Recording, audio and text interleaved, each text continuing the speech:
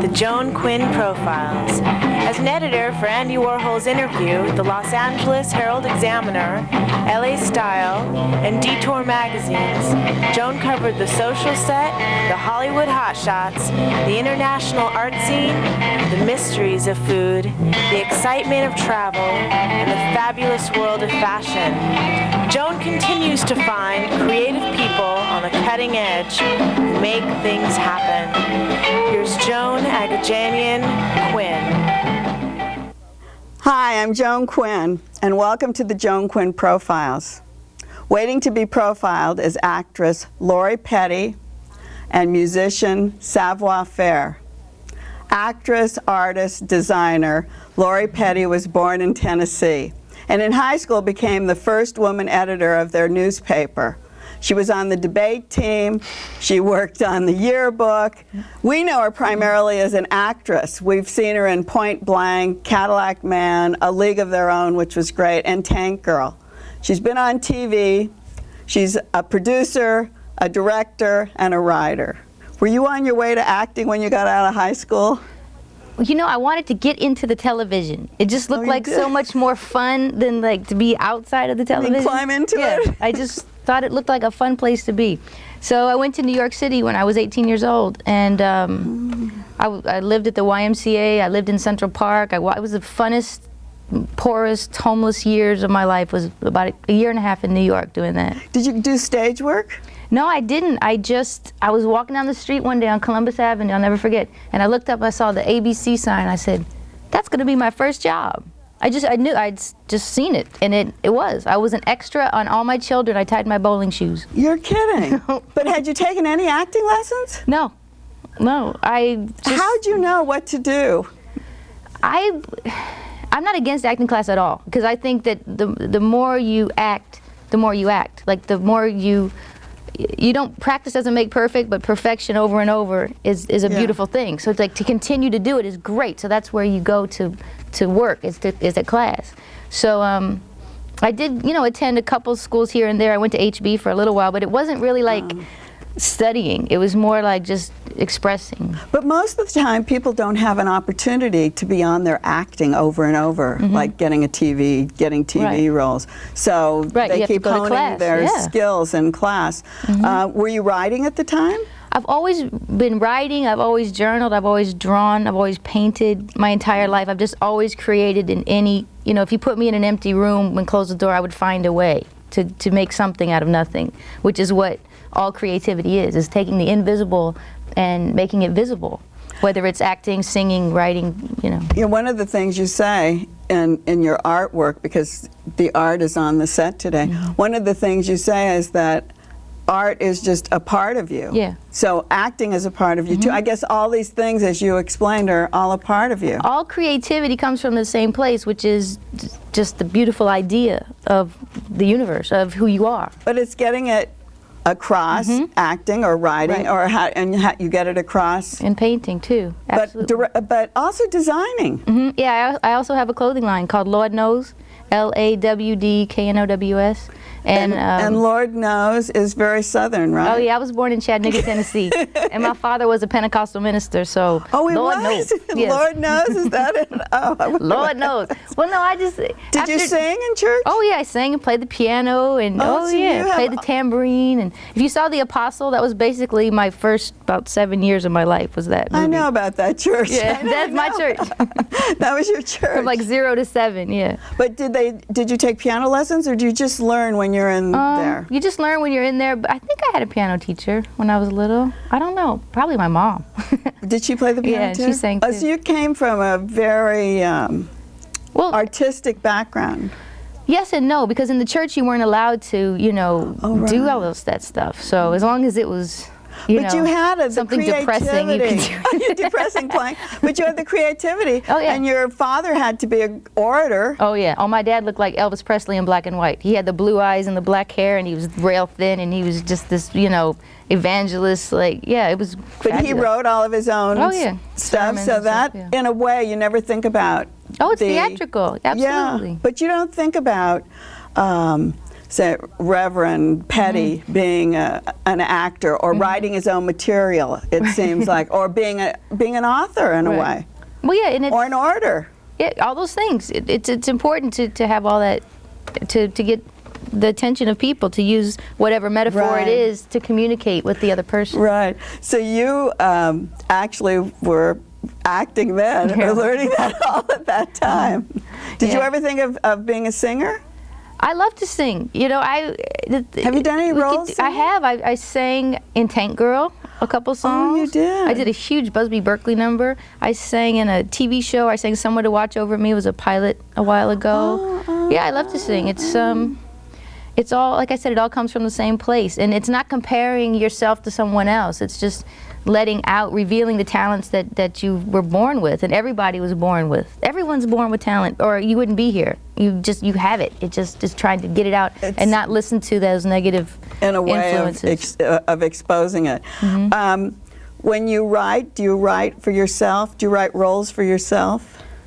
Writing comes out of the blue. I don't ever, have you written, you're writing a movie, I know. I'm writing a movie. I wrote, produced, directed, and starred in a short, and I wrote and produced and starred in a TV series on Fox in '97, I think it was, called Lush Life. And so yeah, I can write in any medium, short stories or poetry or whatever, or TV scripts. But do you write for yourself? Do you write yourself into the roles? I don't think about it that way. No, I don't write for myself. You don't? No, I write whatever I see. Like, I don't, people always say this, and it's really true. It's like, I don't write it. It's like, it's there and I write it down.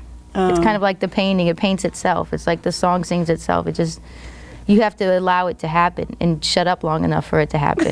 Seriously, turn off the TV, don't eat, stop talking on the phone, stop. But that's good advice to people who keep thinking that they can't do something. Sit quiet for 15 minutes and see what happens. Or look at a blank piece of paper. I promise you it won't stay blank. That's the thing. We're talking about painting, but also talk about designing. You just mentioned that you directed and produced. Do you have to have some special skills for directing? What makes a director a director? Absolutely. You have to know the language that the person you're directing speaks. Yeah. You know what I'm saying? Like the actor? Yeah. Like, how do I get what I want you to do out of you, and how can you understand it without taking it personally or this or that. I remember when we did League of Their Own, Penny would have Tom Hanks do like 10 takes because he would start out, he's wonderful, but there's so much energy and so much talent and joy coming through. It's like so much, So then it's like after about the 5th take, it would settle down and she'd be like, okay, now. Is that right? Yeah, oh yeah. So you have to also, you're judging what they're doing and how they're doing it, but you don't stop them. She used to make me sit on my hands when I would check. Because I talk like this. She's like, Lori, it's 1942. Girls do not do this, so I have to sit on my hands. So you learn all kinds of things, And then you can apply those when you're going on. So you're actually learning from and also any kind of director. What's really cool is ask a person a question and let them think they thought up the direction. Right. Let them take the credit for it. It's fine. It doesn't matter whose idea it is. But it's like, do you think, what if you, I don't know, and let them go, oh, I know I can do it like this. You're like, oh, well, try that. Let them think that they thought it up. Right. Because then they'll feel more supported. That's when you're working with a lot of people. Yeah. When you're designing, you're working alone. So what do you do when you're designing? How do those ideas come to you? What inspires you? Well, my clothing line's called Lord Knows, and I got so tired of seeing these T-shirts that said like, I'm so bored of you, or I slept with your boyfriend, or these negative Beverly Hills horror, and it's just ill. And the fear and the terrorism, all that stuff. So I said, no, we're going the opposite direction. This is not happening because it's not true anyway.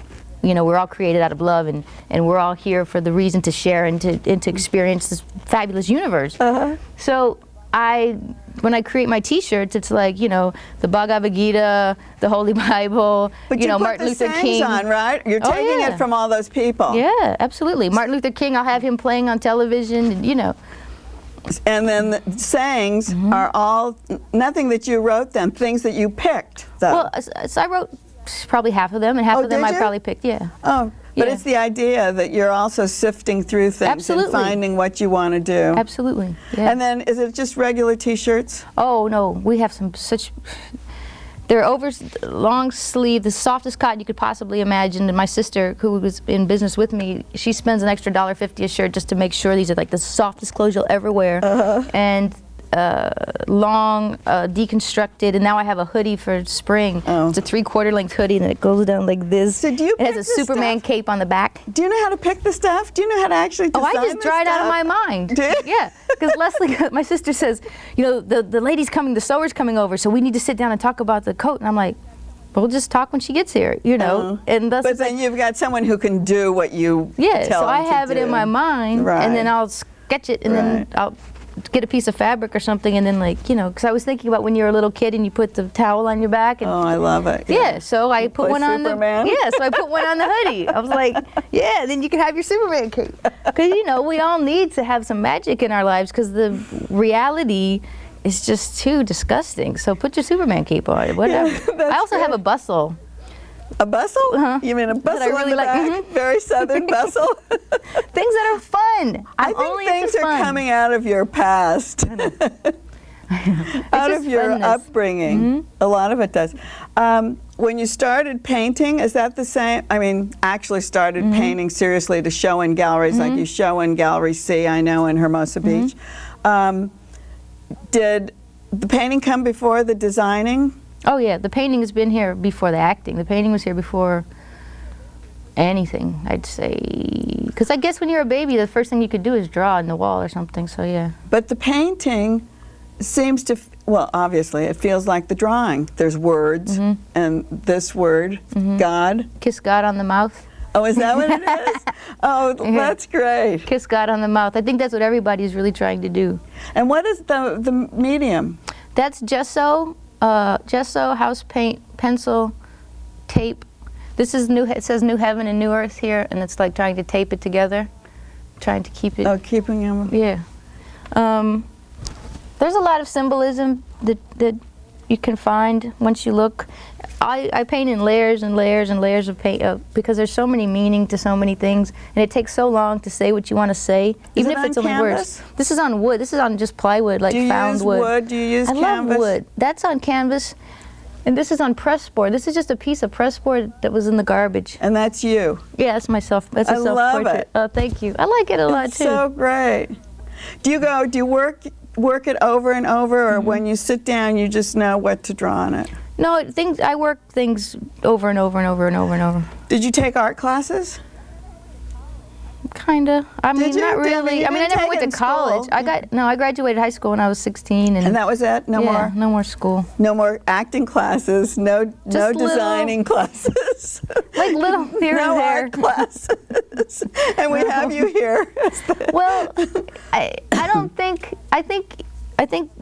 you can really teach anybody to, like I was saying, you can't teach anybody to play the guitar. You can teach them how to read music. So it's the same with painting. I think you could teach somebody how to use a brush, but you can't teach them how to paint. So I think if you just go home and paint and paint and paint. Well, you have to know what medium to use. That's what I'm saying. Do you have favorite mediums? Yeah. Or you just you experiment? Can learn. Yeah, well, we experiment. But I'm not against class at all, but I'm just saying that you're born with it, and a great teacher will help you reveal it. You know, a great teacher will go, you know, I had an art teacher in high school, and it was first period, and I didn't want to paint at 8 o'clock. I just didn't. And he was so cool to me that I would bring in all these paintings and drawings, and he'd say, you know, anyone else, I would think that they were like getting someone else to do it, but you're the only one who draws like this. And he gave me straight A's because I just couldn't work at 8 in the morning. You went at home and did it whenever, on your own time and brought the work in. But what inspires this? Oh, Lord knows. That's what I thought you'd say. One of the things, I thought a project that you were involved in with Frank Gehry, because he did the Hollywood Bowl shell, and they were redoing it, and Craig Hodgetts came in and did a new, I don't know, device on the top of it. What were you doing as an artist? Did he pick artists to go in there, or did you, was it a project? Yeah, I was picked as one of, I don't know how many painters, to take a chunk of the bowl. Oh. And what they did is they took those spheres and they smashed them and they cut them and they sawed them and they made these chunks. And then we drove out to bumfuck wherever, and then we drove out to, we drove out to the valley somewhere and picked out a chunk of the bowl. That you wanted? and You took picked it your home. own chunk and? Took it home, and I did this wonderful tribute to my friend, my dear, dear friend Gregory Hines, who played the bowl in 1991. And so I did probably my favorite piece, and gave it to them, and you know. And then they did an exhibition of those pieces? Yeah, Ed Moses was in it, Kenny Sharp was in it. I remember, but I didn't see the show. Yeah, it just happened. Was great. It was just, yeah. Do you hang out with artists or actors? Wow.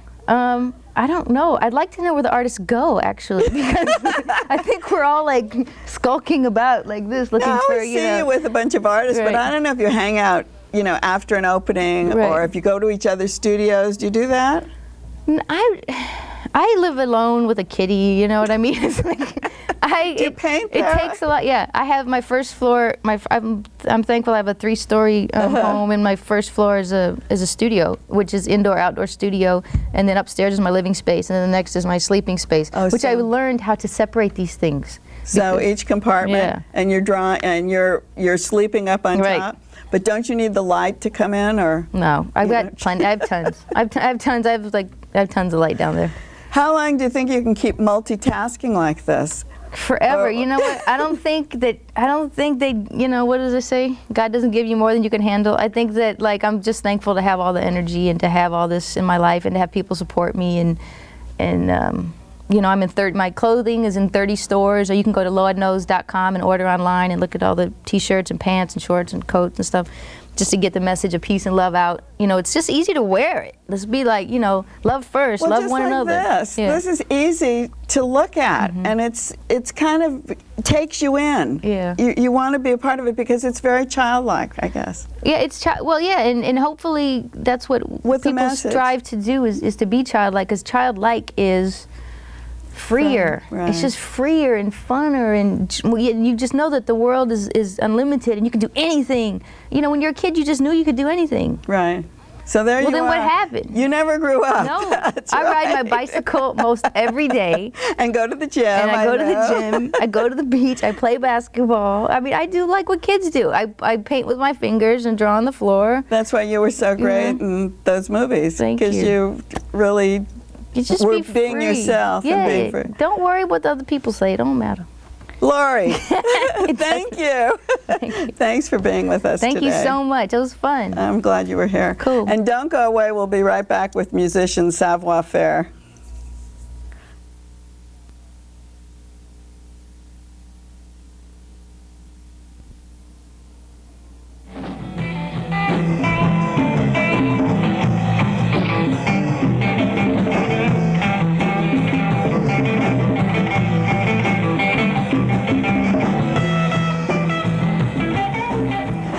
Hi, I'm Joan Quinn, and welcome back to the Joan Quinn Profiles. Musician Savoir Faire is a native Angelino who's played in clubs all around LA. Tell us about Savoir Faire. Is it a group? Is it you? Well, it's Savoir Faire and the Voyeuristics. It's me, Devin on guitar, Sean on bass, Bo on drums, and Chris Joyner on piano. So it's not just Savoir Faire. No, they all have an equal part and, you know, equal share, equal say. And it's the Voyeurs? And the Voyeuristics. Oh, the Voyeuristics. Like, you know, it has a slight 70s tinge to it. I see. So it is a group, and you play as a group around town? Where have you played? I've played at King, the M-Bar. I've played, oh God, I'm drawing Whiskey? a blank now. I've played the Whiskey, yes, I have played the Whiskey. I've played the Roxy. Jeff D's? Uh-huh. Yes, am I telling you? The living room? Yeah, Jeff D's in the living room, yes, I've played there, yes. To remind you. Yeah, thank you. Yeah, Jeff D's, that's in South Central. What do you do, actually, with the group? I sing and play guitar in the group. So you're the lead and songwriter. Singer. So I see. So do you write all the songs? Yes, I do, actually. Do you collaborate with any of I love to collaborate, we just haven't had a chance to yet. What are the influences in your music? Well, the strongest influences, I would say, Johnny Thunders, he was in the New York Dolls and the Heartbreakers, Bobby Womack. the Isley Brothers and Funkadelic, I probably would say. But you know, when I listened to the CD, which was this CD that I listened to. Oh yeah, the upcoming album. This is the new one, right? There's a big mix of sounds, different kinds of music. And how do you explain that? Well, I listen to everything. I listen to hip hop, punk rock, country, jazz, soul. You know, I just try to put it all together. And also, too, I try to reflect the sounds of the city. Like, since I'm from LA, you know, I would like to sound like LA. You know, I think that's very important. Does it all come out like in one? No, it doesn't all come out in one sound, because each one of those cuts sounded different to me. Well, they're based on different experiences and different things I've heard or observed. You know, it's all observation, listening, and hearing conversations and writing songs from that. I mean, the silly as some of these titles are, they're based on real events. Tell us some of the titles. I think those are funny. Well, there's Lady Cop. Yeah, Lady Cop. Lady Cop. I mean, did a lady cop stop you? Yeah, that was like my revenge song, kind of. Yeah, what? Tell us the lyrics. Lady Cop, where are you going? Lady Cop, your breasts are showing. Right. You know, it's silly, but it's... on top. Yeah. Yeah. But I got a ticket. I stopped at a stop sign, and she waited till I got into the driveway of my home and gave me a ticket. And I was writing the song as I was getting a ticket. I go, because you knew, I'm going to get her. And she was pretty, too, which made it even worse, you know. Well, that you put it in there. Yeah. That CD's called Sex Magic? Yeah, Sex Magic. That's the name of it. The first CD was what? Was Sextony, this one? yeah. Is this it? I can't even say it. Sextony, like Destiny? Destiny, but Sextony, yes. And what were some of the, here are the songs in these? Mine, You're So Money, that's one of my favorites on there. And She's So Voluptuous. Gotta Keep Moving On. I'm going to turn it around so we can see you on the back. Oh yeah, that was taken in the apartment I was living at the time. The guy was helping me write some of the songs. This is like when you talked about, look like a pinup from the 70s, Yeah, that's right? Little Richard's girlfriend, Lee Angel. Is that right? Yeah, yeah. So are these influenced by that kind of music? The first album? More? Or is it different from the second? It's different, I think, because maybe the songwriting's a little stronger in this one. And I was a little more focused, because I was writing that during a crazy time in my life, and I go, I gotta write happy songs and things about having a good time instead of depressing songs, because I'm so tired of people writing songs about when things are going bad. So now are you writing depressing songs? I'm never going to write a depressing song again.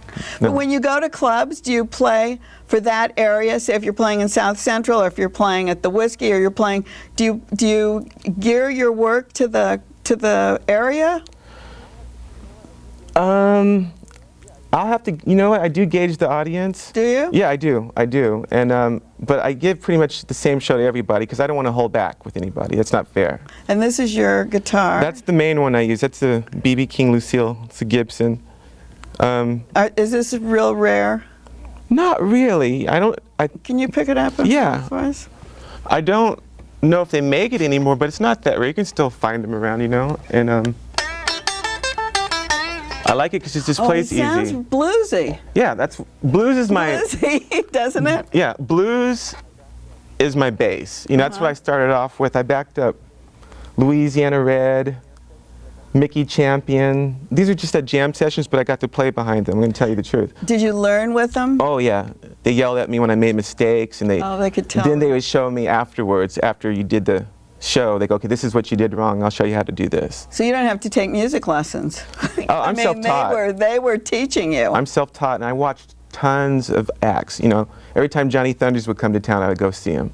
So I probably saw him 10 times. Bo Diddley I saw 5 times. So that was all an influence, and you knew what you were looking for. You have an independent producing company. Tantra Records, yeah. Yeah, and who are you doing that with?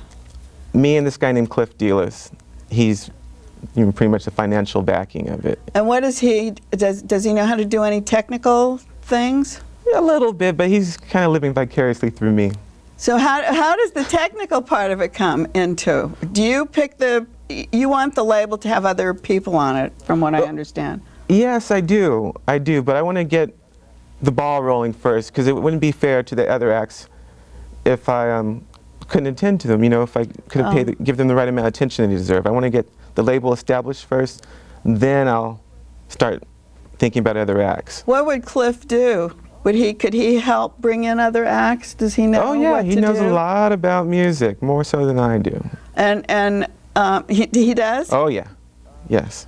Well, where'd you find him? Through friends, through friends, and we hit it off. But does it take a long time for a label to get known? Yeah, it does, but I don't mind putting in the work. It's fun. It's a lot of fun, and it's a journey. And then what happens when you have a successful label? In the back of your mind, are you thinking of selling it to a larger? If I get tired of it and if it stops being fun, then I'll do that. One of the things I think I love, the LA Express wrote Savoir Faire has created his own genre. It's known as glam trash funk. That's pretty much what it is. I love this CD. He should be christened Savior Faire. That's cool, isn't it? Yeah, I was very happy with that review. I thought, and this was for Sextony. Uh-huh. The other one that I thought was great is the Inglewood Daily News says, sounds like Bootsy, the Rolling Stones, and Too Short stirred up in a Hollywood Babylon stew. Yeah, like the book Hollywood Babylon. Kenneth Anger wrote that, I think? Yes. Yeah. But it also was what we were talking about, all the different sounds. So I picked it up when I was listening to it. I didn't know exactly what Savoir Faire did. So it comes across what you're saying. Yeah, I even taken the sounds of traffic, the planes, the buses, people, I want it to sound like a big roar of the city. Well, the one sleazy.